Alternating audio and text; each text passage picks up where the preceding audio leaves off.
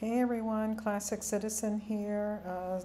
CC with a very brief video on what I've learned since I've been in Rwanda. And it's been a lot that I've learned. And a couple of things on the electronics. Um, this right here, get this, okay? It has 4 USB ports. And of course, you know, I think I have a video on this, but the house that I'm staying in right now, it has both this is British, the British outlets. I guess you're gonna call them British, England, or whatever you call it. You find these three prongs in the Great Britain, in the UK. UK. Okay, in the house that I'm in, not only is it this, but it's also this. Okay? So I brought 2 of these over here, and I've only had to use 1. And I have my phone charged in my laptop charged in. So get this, okay? Or something comparable. Got this off of Amazon for like 12 bucks or something. And it's been plugged in for almost a month. It's not even warm. It's not even warm. It's cool, you know. So, yeah, this is the thing right here. The other thing is I have WhatsApp on my phone, and most folks are using WhatsApp all over the world, I guess. And so I did not get a Rwandan number like I did in Gambia. I got a Gambian number. And what that means is as long as there's Wi-Fi, you have connection. In most of the places I've been, restaurants or wherever, they have free Wi-Fi. So as soon as you come in, sometimes it just, your phone instantly connects. Sometimes if you really have to make a phone call, then you just ask for the password. And even though I have an extra phone, I have not used it. I have not gotten a second phone line for the Rwanda area. And I've been just fine. I've been just fine. The other thing is, I have a landline in the States, a landline, and my landline company is Vonage, Vonage, and let me tell you, they are through the internet. Okay, so there's no cables coming through my house or anything like that for my landline. I just have like a little box router, and I plug it in. I plug it into the computer or the internet router. Well, the reason I'm bringing up all of this is because, let me see if I can show you. On my cell phone, okay, on my cell phone, I can make calls to the U.S. without paying a dime. Okay, I had to call my bank because I notified them that I was traveling and I was going to be where I was. And of course, when I went to swipe my card, it denied it. So I had to call my bank, was on hold for 45 minutes. Did not cost me a dime. So I'm saying all of that to say, if you have a landline, check with them to see, and this is called an extension. It's called Vonage extension. And so I can get calls from the States, and I can make calls to the States. Doesn't cost a dime. So yeah, you want to have something like this. Otherwise, you'll just be battling with your cell phone company on international charges and international rates and things like that. Okay. So the other thing is, I bank with a credit union. I'm not telling you to go bank with a credit union, but they don't charge any international fees for pulling money out and things like that. I haven't had the need to do any wire transfers or anything like that, you know. Um, but the banks here, they do charge an international fee, and the one that I've been going to, the little ATM kiosk, is like $1.20 whenever I made the transaction. The other day, I went to a off-brand one or whatever, and it charged me $3. Okay, so they can add up.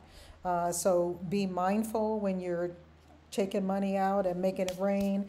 Um, the other thing was, when I came over to Africa, I brought some currency. I brought some U.S. currency, and they have these shops or businesses where you can take your U.S. currency and they will change it over for you. Like for instance, I did $100, and went in with my $100, and it gave me 100,000 in francs, and it was all brand new money.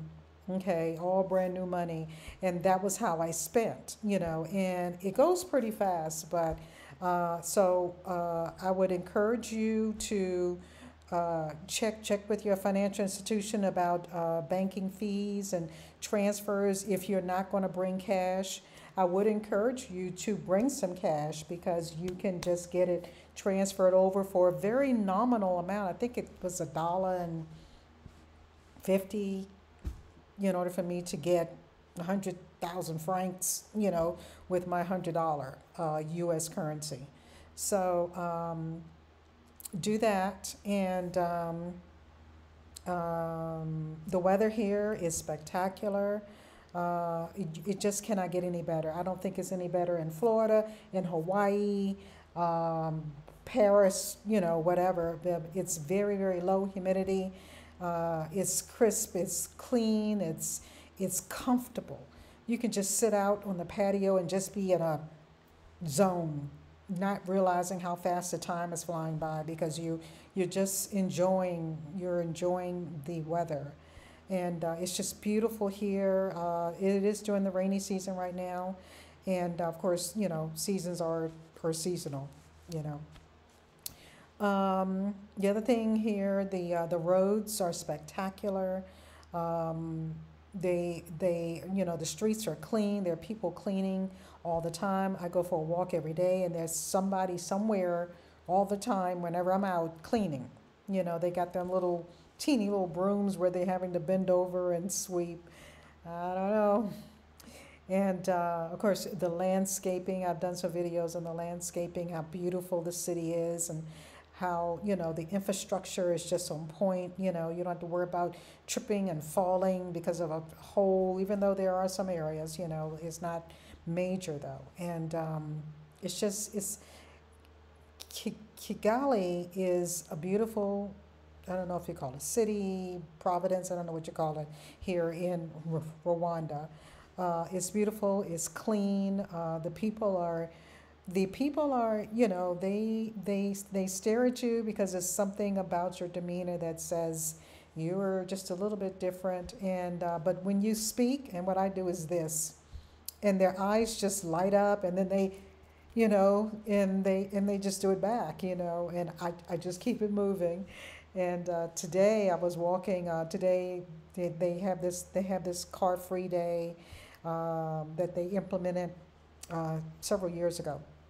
And I'm walking and I'm doing my thing, and this guy walked past me, and he said bonjour. I was like, bonjour, and the people are, they're just kind of to themselves. They're not in your space and in your face and trying to roll up on you, except for if they're passing you, and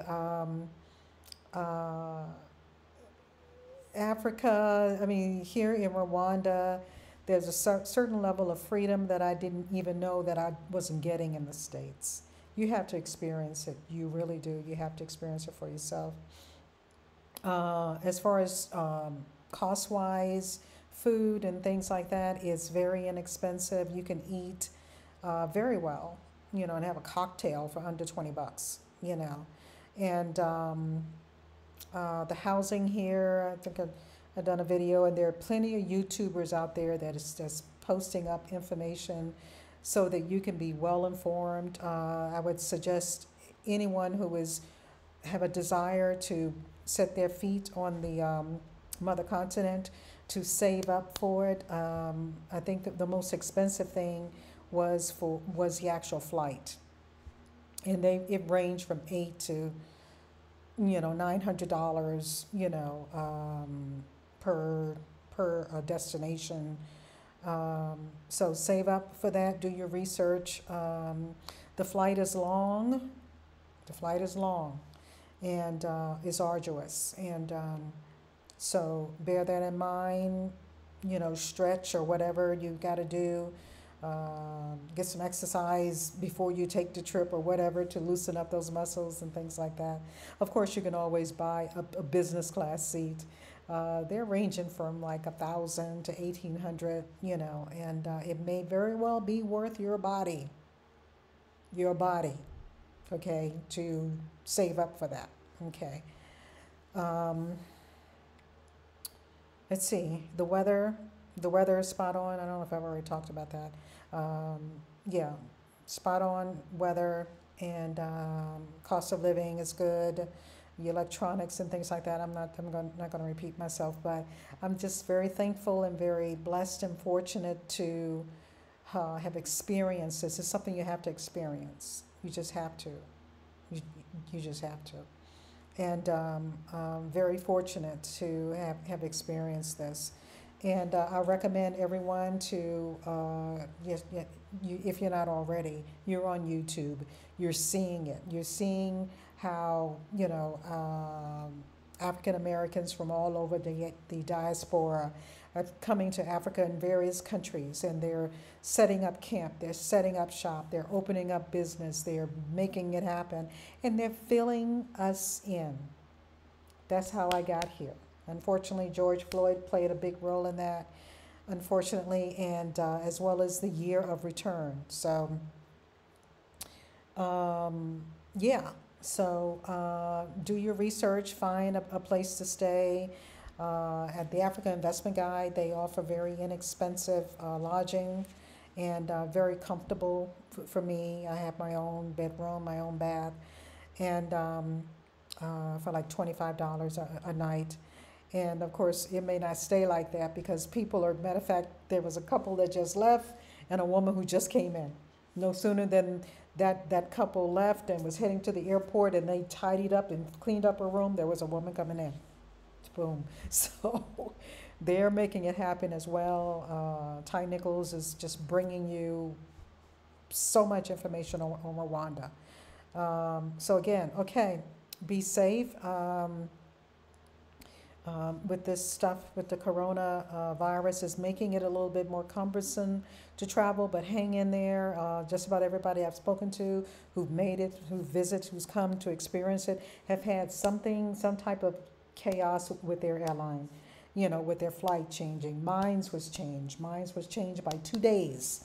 They changed my flight to Rwanda by 2 days, and I fought them, kicked and screamed, and got a refund. Try to prepare yourself for that if you can. But get here and experience it. You will not have any regrets. There's some folks who literally packed up. They didn't come visit. They packed up in the States and moved here. A lot of that's going on, I suggest everyone do their research, do their due diligence, and make your own decisions. And so you're comfortable in your skin in whatever you decide and however you decide to navigate. Be safe. Peace until